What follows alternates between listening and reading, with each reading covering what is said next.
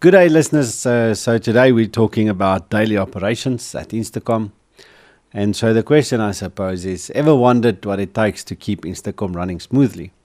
And from early morning activations to late night escalations, our operations team is always in motion. And today our operations director gives us a behind the scenes look at daily operations and how we ensure our clients receive top tier service. And luckily, again, we're talking to Johnny White, operations director at Instacom, extremely experienced individual when it comes to operations. Let's start with the big picture. What does the typical day look like in the Instacom's operations team? Thank you, Roland. Yeah, in layman's term, I think from an individual that's been in operations for the past 30 years, operations consist of whatever the business throws at us, we make it happen. We've got a very, very productive sales team, and whatever our account manager sells, operations makes it happen. That normally doesn't exist. When sales sells, it doesn't exist. We strive to assist our clients depending on the size of the sale within 24 hours turnaround time. I think it's very important for customer satisfaction. And this will include the issuing of stock devices from our stock holding facility, from acquiring our licenses that needs to be deployed on the devices, and the activation of each individual radio or device that we deploy. And we also take our devices through a stringent quality control to ensure that devices are 100% accurate with regards to the setup and deployment before it arrives at the client. And we distribute daily to all our branches throughout South Africa to ensure the fastest support to our clientele at the end of the day. And Africa? Africa is always challenging. Well, Africa, every country has got its own thing, right? They have their own operations, their own legal requirements. I remember when we did Namibia registration, we've done a few countries, so we've gone through the process. I mean, what could come in new, right? And Namibia gave us a curveball saying, before we give you your import licensing, you have to get a fitness certificate. And so I'm thinking, fitness certificate? Do we have to be fit to be in Namibia? We're going to have to get back into the gym or something. Yeah. But no, fitness certificate is they physically come out to the office and they have a look at basic things that should be in place, like a fire hydrant, etc., etc. So something we didn't know exists. So I'm sure when you have to obviously deliver into Africa, it is a whole different ball game. Yeah, what actually has been very beneficial, and we spoke about the mobile device management, is we ship our devices straight from our suppliers to whichever Africa country we're deploying in. And then with our Africa support, we can do everything remotely.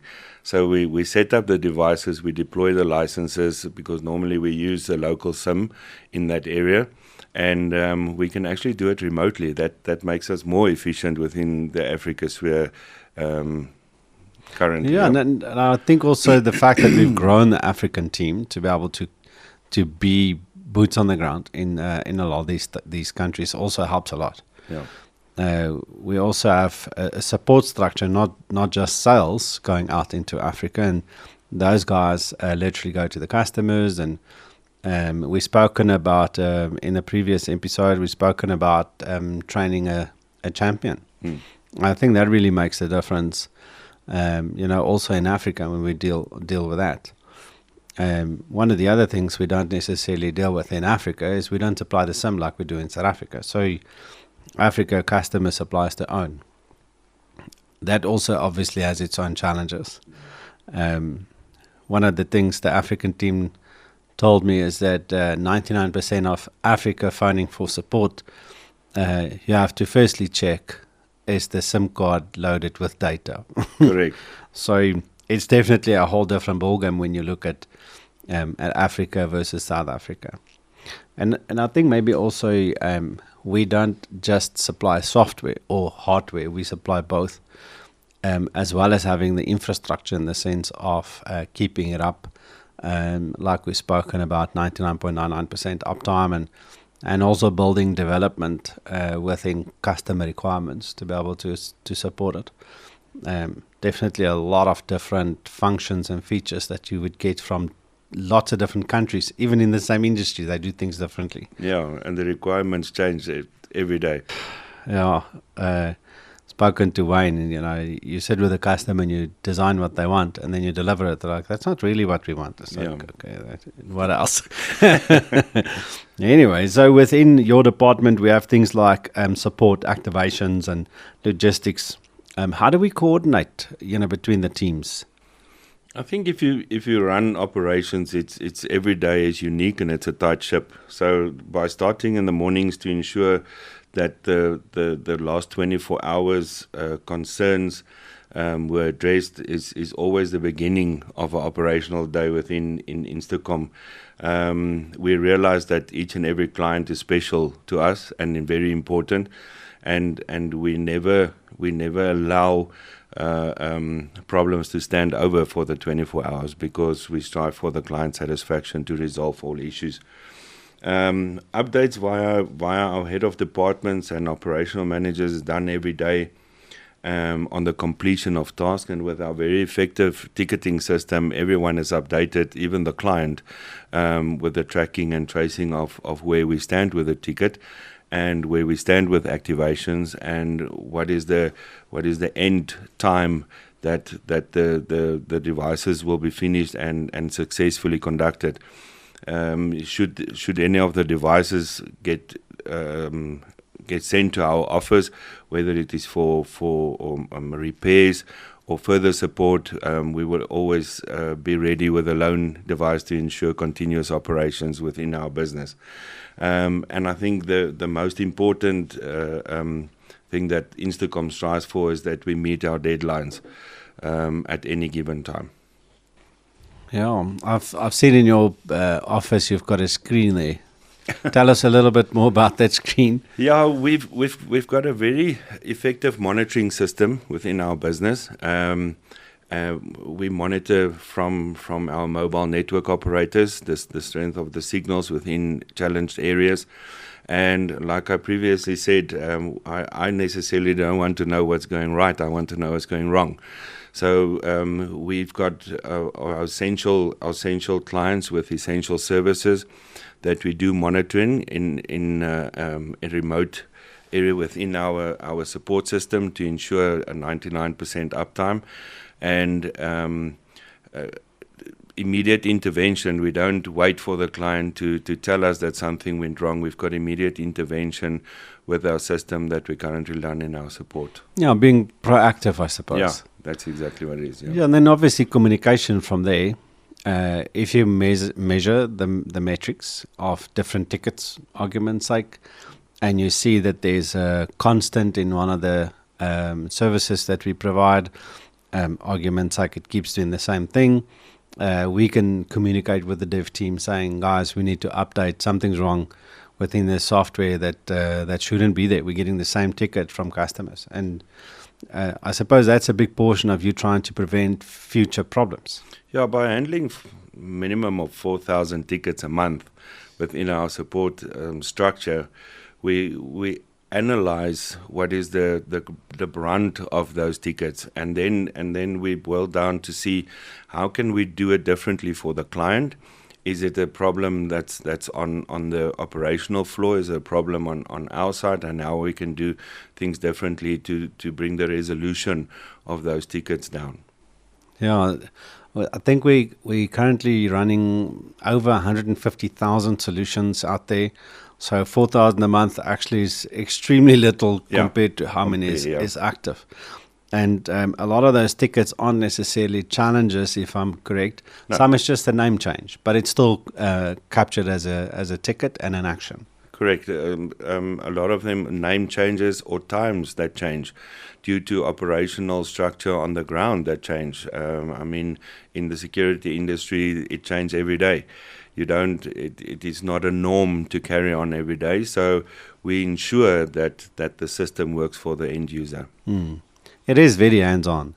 I think IoT and software overall um, gives accountability, and so your employee has got things to do, tasks that needs to be completed, uh, incidents that needs to be handled, argument's sake, and so today you have John, and tomorrow it's Peter.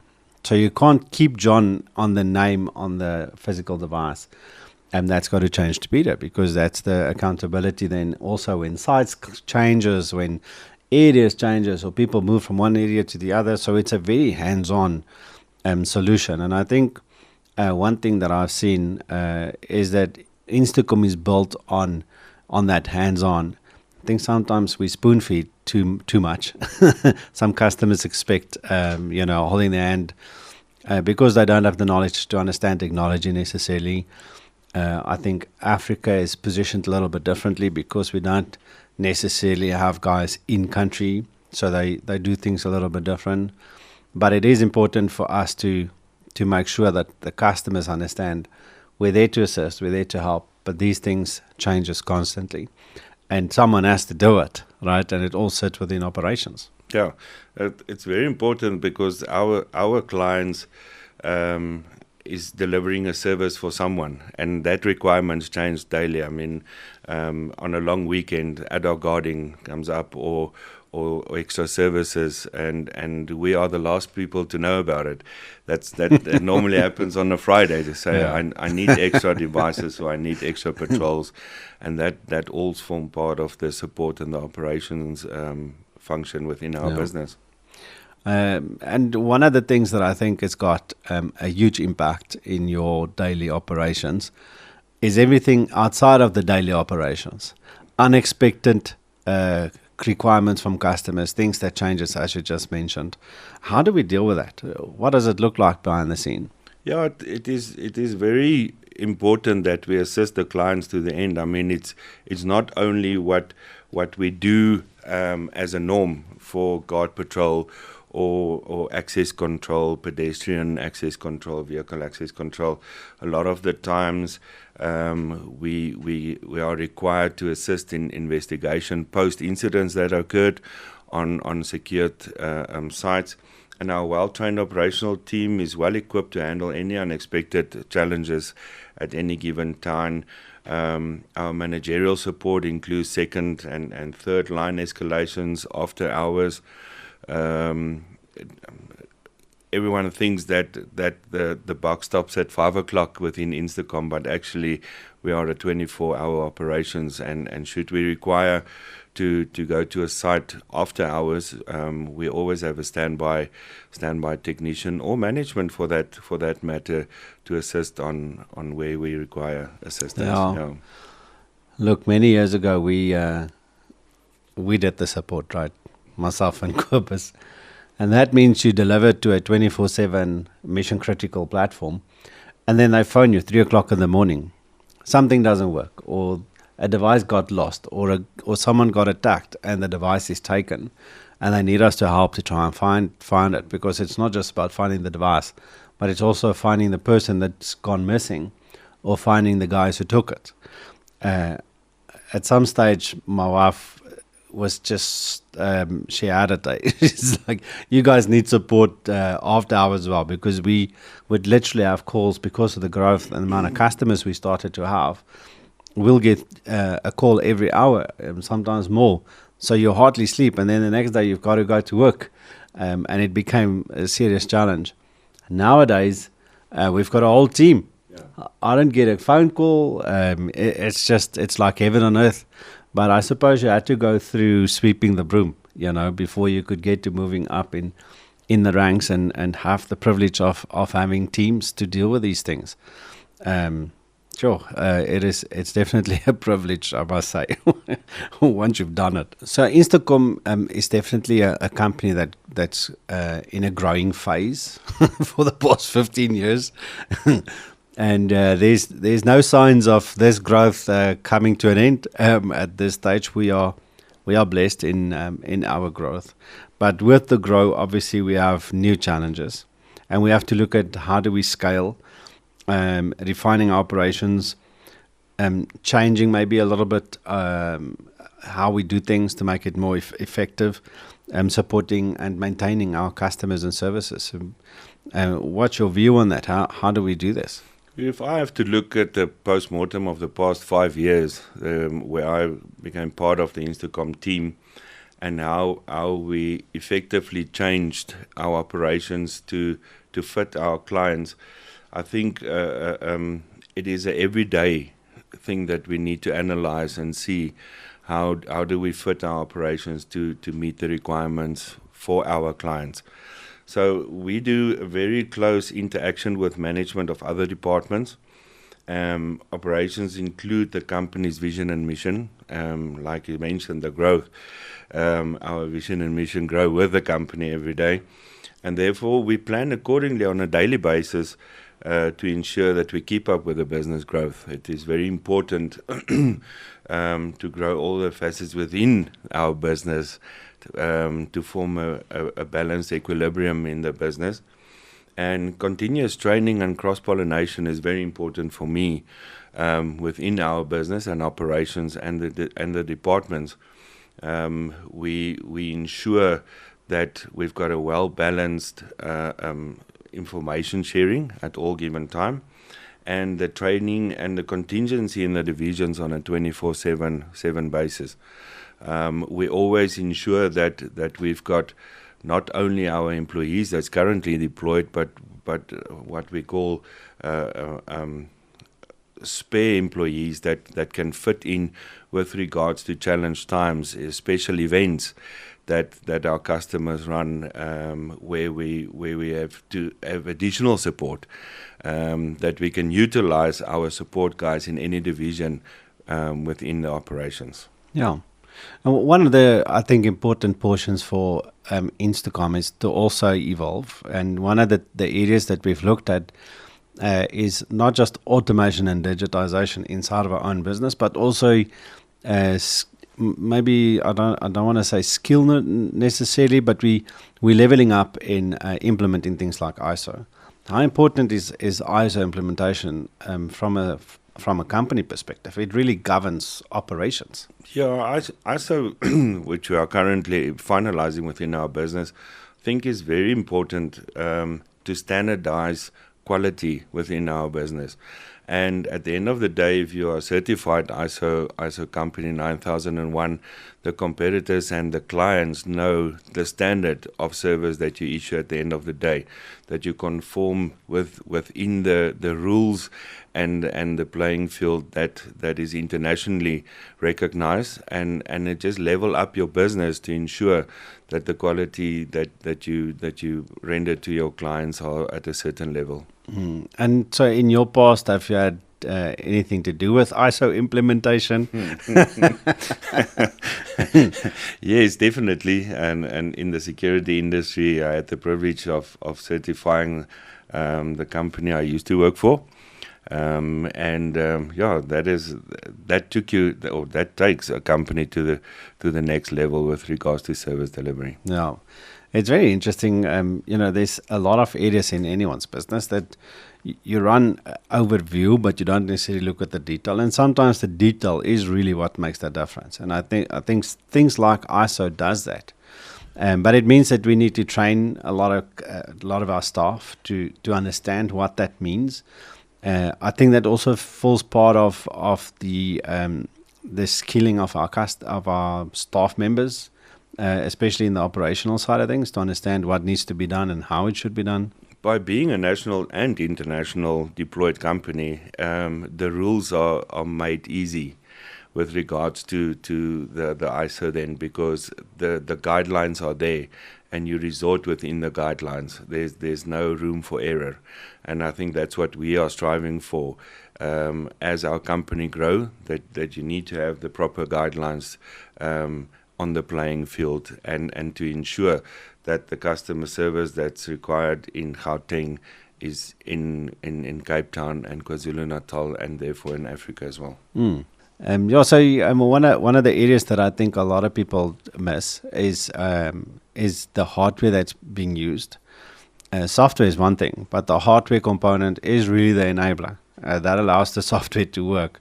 It is as important as the connectivity, obviously, and the support behind it. But from a hardware perspective, we bring it in, we test it, we make sure it does what it's supposed to. It goes through quite vigorous testing, setup, but then the customer phones, and now it's broken, and it costs them 10,000 rand.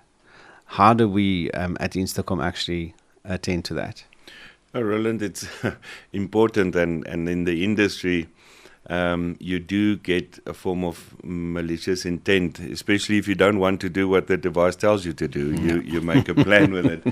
But yeah, Instacom has got a accredited a repair center that operates on a Monday to Friday basis, and therefore we ensure that all of our deployed devices can be repaired within a certain time. That is one of our returns to our clients, to ensure that our repair center is always up to date, accredited with the platforms, and I think the turnaround time in our repair center is very good.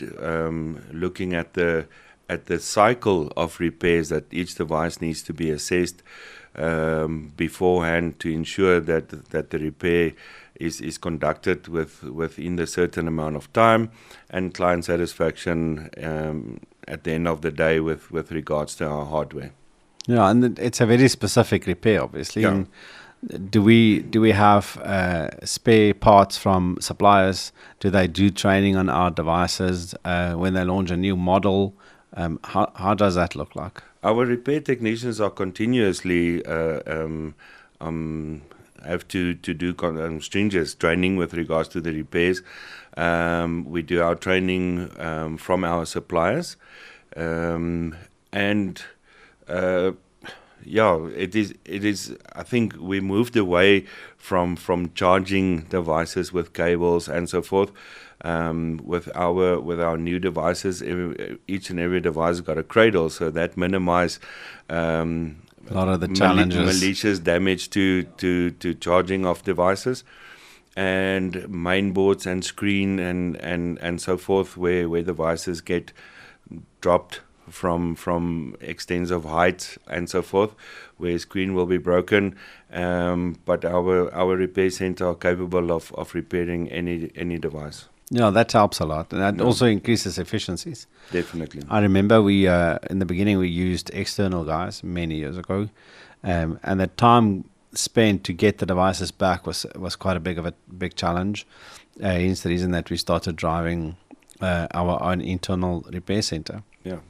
I remember one morning we delivered a brand new device to a new site at about 9 o'clock. And about 11, they phoned us and said, this thing doesn't want to charge. And the individual has pushed the actual charger into the device so hard that it literally damaged the motherboard inside of the device. And, you know, if you damage the main board, nothing works. You can't repair it necessarily, which was quite of a challenge. We deal with some very challenging environments in the workforce, regardless of industry.